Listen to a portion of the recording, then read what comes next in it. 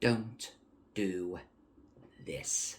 Bare countertops with a number of large trenches made from a curious horn-like material are present in this room.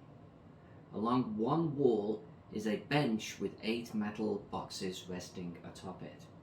Each box has a dark coloured glass door in its front and a number of small square plates set beside it. A short black cylinder is visible atop each box as well. Along another wall is a fine metal mesh with Stop it! S-T-O-P, new word, I-T. Welcome back, my little GM tartlets. Today's subject is all about narration, specifically from a pre-written scenario, and that might be even something that you've written, okay? I've done this. I love writing. I love writing for me. I hate writing for other people. I gotta be honest. It's actually way more difficult than you would think. But I am a fan of descriptions, okay? And I write them, I get them ready, I sit down at the game, and there can be a tendency to do this. The wall, ceiling, and floor at this area are black with certain damage from some explosive force. Now I'm going to stop there. You don't need me to read the whole thing. And frankly, if I was going to read the whole thing, I'd do it a little bit more passion, but you get the idea. The whole thing is like, I have a description in my book, in my scenario, printout, whatever it is, and I'm pulling my eye away from the players. You're the players. And I want to remind us all that this is a social game. And that may sound silly, but we are ultimately game to one side, hanging out with friends and associates, and having a social interaction. And I remember way back when I was a lot younger, knee-high to a grasshopper, a teacher, I think it was English Lit, actually, and she was explaining to us this social interaction and how the eyes play part of it. And she even had us sit down one-on-one and talk to each other, but talk like one time like looking away, down, and the other time looking at the other person, but also overlooking, right? Maybe you're doing this and you're just staring and you're not really blinking because you're a lizard man, and now this becomes weird in a different type of way. Likewise, this becomes a little uncomfortable too because I'm just looking down, I'm looking at you when I'm talking. It may not be the worst thing in the world, but it's not optimized, right? It's not, this is better. And looking away a little bit is good, that's fine. But this is where the real connection comes in. This is the path into my soul, and it's a dark place. That's one side, we'll study that in another video, perhaps. But the point is, this is a social thing. The eyes are important. It's part of the communication method.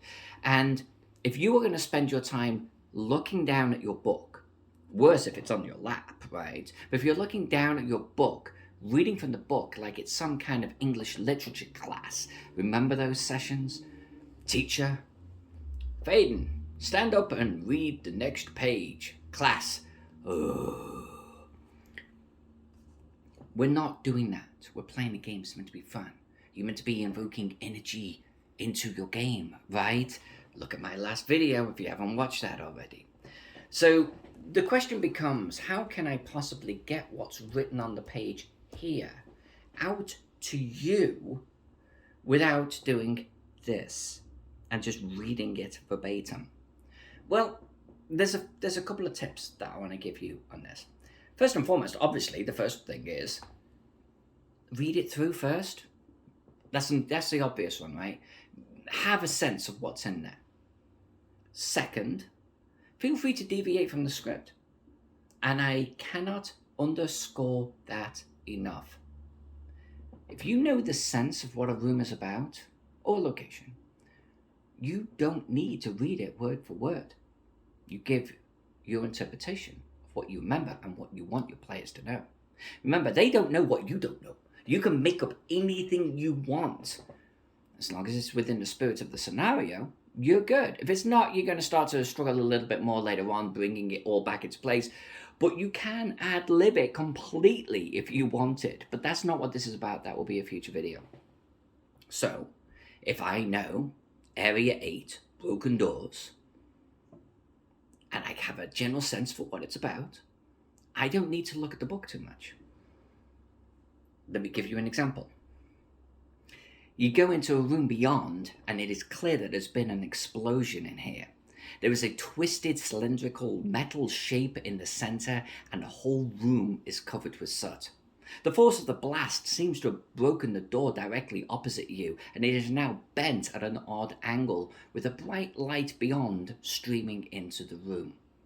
To your right, there is another door, but this one is open, and the area beyond is enshrouded in darkness. That is almost word for word what's written here, but my version. What this room actually says, and this is going to be going to my next tip here, is if you're not going to completely ad-lib it from what you know you have read and the spirit of the room, then what I would actually suggest is it's okay to glance down, guys and girls. It's okay to do that. Don't do this. Don't stare, just like I said earlier. That's weird too. This is also the other extreme. But this, a little bit of this, that's okay. So have the material within good light, able to see it, especially if you wear glasses, right? Able to actually just glance down and read like the spirit of the next sentence. You capture some of the main words, the buzzwords from the description that really get you so well. So I just gave you the completely ad-libbed version. Well, what about this? And the lighting's kind of hitting this a little bit, so I'm going to tip it up so I can see it better. The wall, ceiling, and floor of this room are blackened with soot. There's clearly been a large explosive force here. The shredded remains of a metal creature, its cylindrical body peeled open like an exotic fruit, is slumped by the northern door.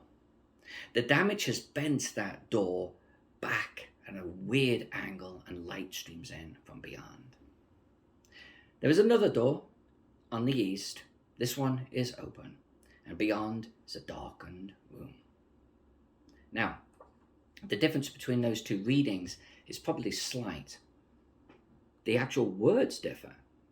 The words of the second reading were much closer to what I have here. And I captured buzzwords like peeled back like an exotic fruit, the fact that this cylindrical body is actually positioned near the northern door, etc., etc. But does any of that matter to the first reading I gave? Both of them give you a sense of the room, the explosion, the twisted metal shape in the center, the open door to one side and the broken door directly opposite with light streaming through. Those are the buzz. I don't want to say buzzwords, but the things that the players need to know, right? Explosion, twisted metal shape, door partly open, broken, light coming in from there, another door, this one open, but it's dark. Anything else I say in between is irrelevant. So instead of being so caught up on the minutiae of individual words and getting it right while simultaneously reading it really well, but the whole time my eyes are down here, read it ahead of time, get the general spirit of what this location is about. Feel free to be able to glance down, but then within that sentence that you're about to read, look up, say the spirit of that sentence. Those key little buzzwords that you love so much, peeled back like an exotic fruit. Don't worry about the rest. Not important. They don't know what's written here. Not word by word, and they don't care. They care about the power of the delivery. This, the eye connection. That's what it's all about. That is what I would encourage you to do in your games. Less this, and more this. So what do you think? I mean, what are your ideas for being able to actually describe a room or a location within the spirit of what is written in a book, even if it's your own writing, in a manner that is not completely detached from the group and goes into some kind of English literature class. Let me know. Let me know down in the comments below. If you're having fun with this series like I am, check out my Patreon because I would love to see you over there. Otherwise, I'm going to see you in the next video. Keep on rolling those dice. Much love to all of you.